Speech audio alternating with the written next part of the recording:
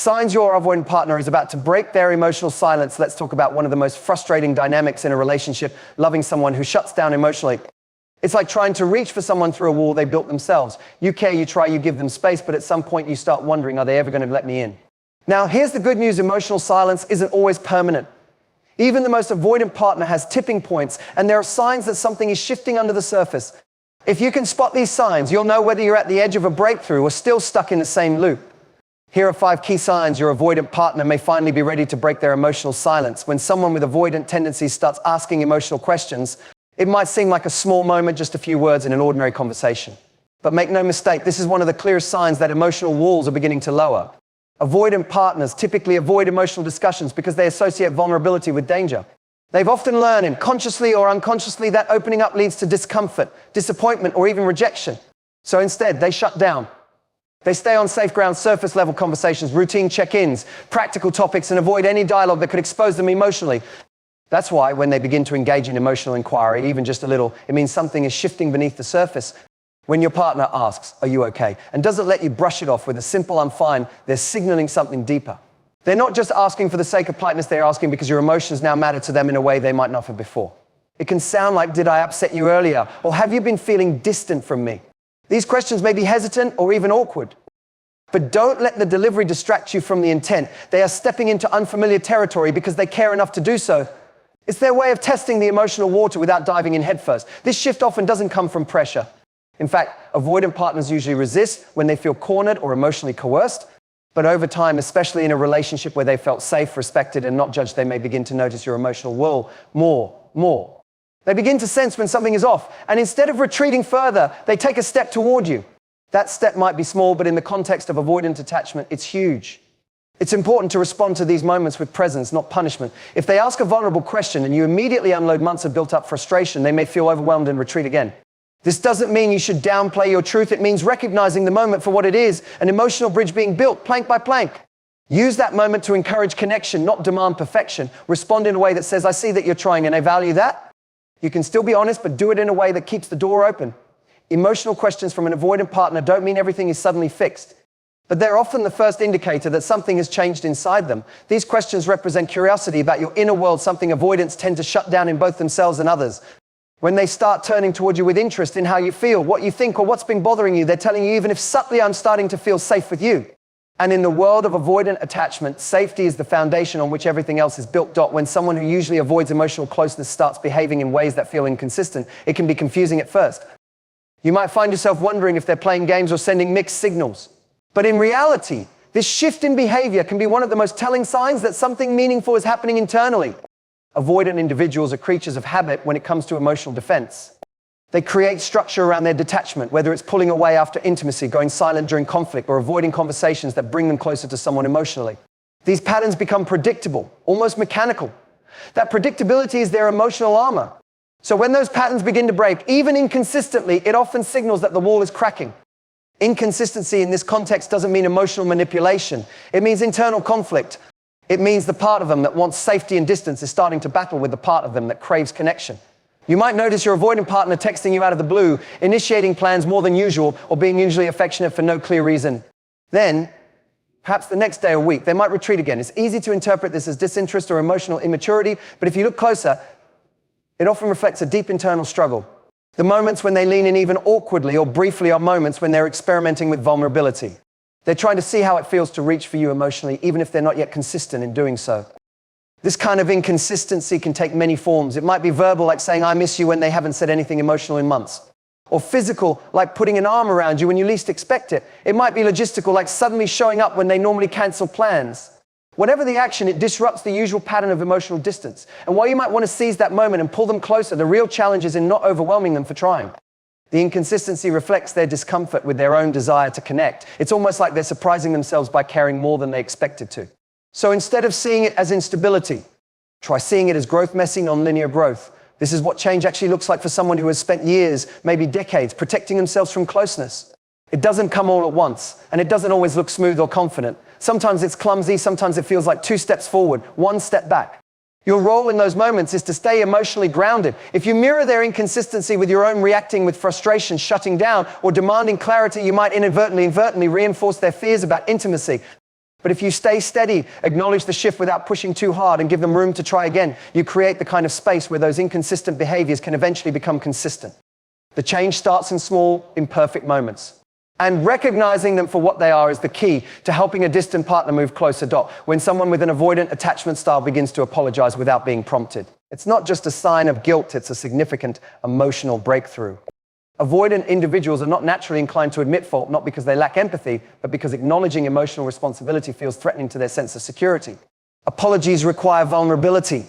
They involve admitting that you hurt someone, that your actions had emotional consequences, and that you're accountable for that impact. For someone who has spent most of their emotional life retreating into detachment to protect themselves, this kind of openness is a big deal. Most of the time, avoidant partners will minimize conflict, rationalize their behavior, or simply go quiet to avoid dealing with uncomfortable emotions. They often believe that keeping the peace means not talking about what's wrong. But when they take that step to say, I know I've been distant, or I shouldn't have handled that the way I did, they're stepping into emotional accountability. They're acknowledging not only your feelings, but their effect on you. This is rare behavior for someone used to withdrawing and disconnecting when things get tense. What's important to recognize is that an unsolicited apology from an avoidant partner is not always going to be dramatic or filled with poetic language. In fact, it might be subtle, understated, or even awkward. It might come in a quiet moment when they say something like, I wasn't very fair to you yesterday, or I get why you were upset. These phrases, while simple, carry a lot of weight because they signal that your partner is reflecting. They're not just reacting or defending themselves, they're actually sitting with their role in the dynamic and making the decision to own it. This kind of emotional movement usually doesn't come overnight. It may have taken them a lot of internal work to even get to the point where they can acknowledge they've hurt someone. They may have replayed the moment over and over in their mind, debating whether they should say something or just let it go. And if they've chosen to apologize, it means the urge to repair has become stronger than the instinct to retreat. That is a fundamental shift in emotional behavior. Your reaction in that moment matters. If they see that their vulnerability leads to criticism or dismissal, they may shut down again. But if they experience that moment as safe and constructive, even if the apology doesn't immediately fix everything, they're more likely to continue showing up emotionally. They need to feel that apologizing won't result in shame or rejection, because that's what their defense mechanisms are designed to protect them from. This type of self-awareness, admitting fault and seeking to repair emotional damage is not a weakness. For someone avoidant, it's a form of emotional courage. It represents a shift from emotional avoidance to emotional engagement. And once that door opens, even just a little, it creates space for more honest, intimate connection moving forward. When an avoidant partner begins to initiate conversations they previously dodged or deflected, it's often one of the clearest signs that something is changing within them. These are not just any conversations, these are the emotionally loaded ones, the topics that have historically triggered their need to retreat or shut down. Avoidant individuals typically avoid conflict, vulnerability, and anything that might require them to sit in emotional discomfort.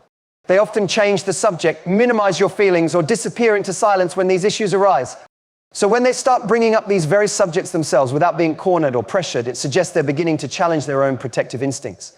These moments can feel surprising, even confusing. You might be caught off guard when your partner suddenly says, I've been thinking about that argument we had last week, or I want to talk about how we've been drifting lately.